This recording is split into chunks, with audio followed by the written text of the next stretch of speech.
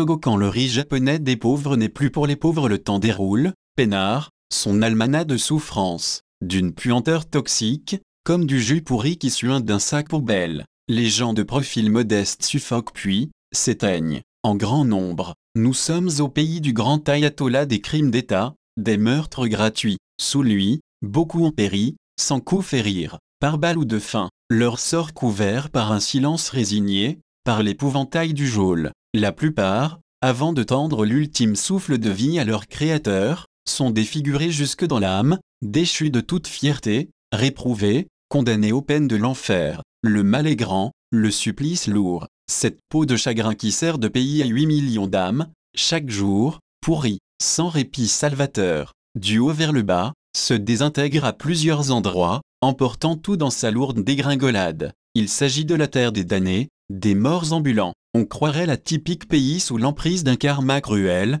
d'un destin maléfique qui le putréfie. Là-bas, rien de joyeux à regarder. Tout est douleur et ténèbres, veillées funèbres à profusion, barres de fortune et églises de faux dévots. Abondent aussi, dans des séminaires bidons retransmis par des journalistes rondement fripés, la transe débile de la clique, sous la houlette d'une prêtresse vaudou débarquée du néant, sur ordre du Kim Jong-il du golfe de Guinée. Que dit-elle de ragoûtant, la coterie foireuse, toujours les mêmes couplets vieillis, les mêmes éloges redondants, truffés des mêmes resolutions d'ivrogne. Plaire au tout-puissant bienfaiteur du haut d'en haut, cela, là-bas, tient lieu de projet de société. Au bas mot, c'est l'empire de Satan, totalement possédé par les esprits de la mort, un bled qui a vu plus que doubler sa population de crétins. Tout y est terre à terre. Alors, tout le monde a l'air consentant. Les jeunes, faute de mieux, épuisent leur vie dans la débrouille, le zèment. Certains, ceux qui n'ont rien, sombrent dans l'alcool,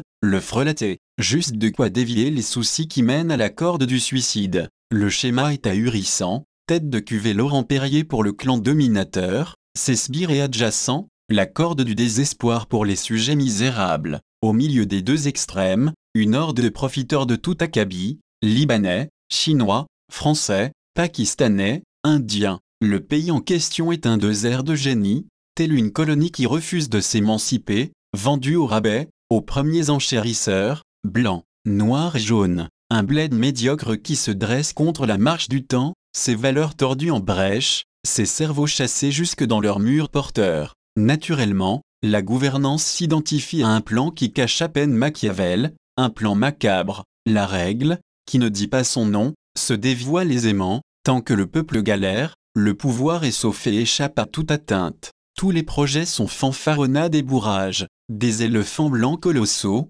nés sans vie, ou alors ravagés par les gangs d'État jusqu'à la première pierre. Pas de haut fait, donc aucune écriture de fierté sur le tableau. Au total, un bazar fantôme. Citer un seul grand homme vivant qui inspire, qui incite, c'est de la mer à bouillir. L'homme simple a tout compliqué. Et pourtant, avant, il y avait des figures qui servaient de repères, d'idoles, en grand nombre. À l'ère actuelle, sur ces terres, la sécheresse a tari les puits. C'est un psychodrame atroce, cruel. Faute d'être le reflet de sa devise travail, liberté, patrie, ce pays-là ne peut qu'avoir le visage pitoyable qu'il a, qui résume sa hiérarchie à une organisation secrète de type mafieuse. N'est-il pas vrai que lorsqu'une nation ruse avec ses principes fondateurs, elle devient une nation moribonde, vouée à une extinction certaine? La régence en est consciente. Bel et bien, ne sachant plus où donner de la tête et ayant épuisé toutes ses réserves de mensonges, elle se trouve une plus grosse arnaque pour éblouir la masse, la piste du Commonwealth.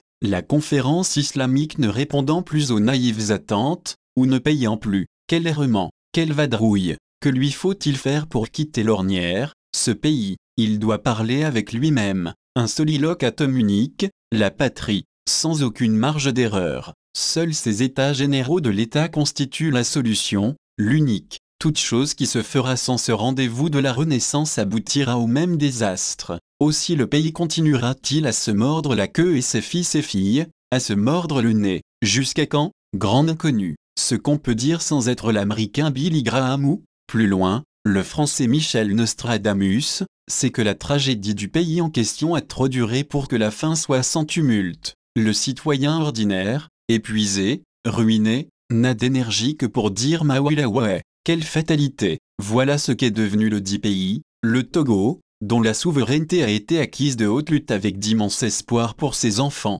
Quelle horreur, quel gâchis, Code Jo Antoine Époux.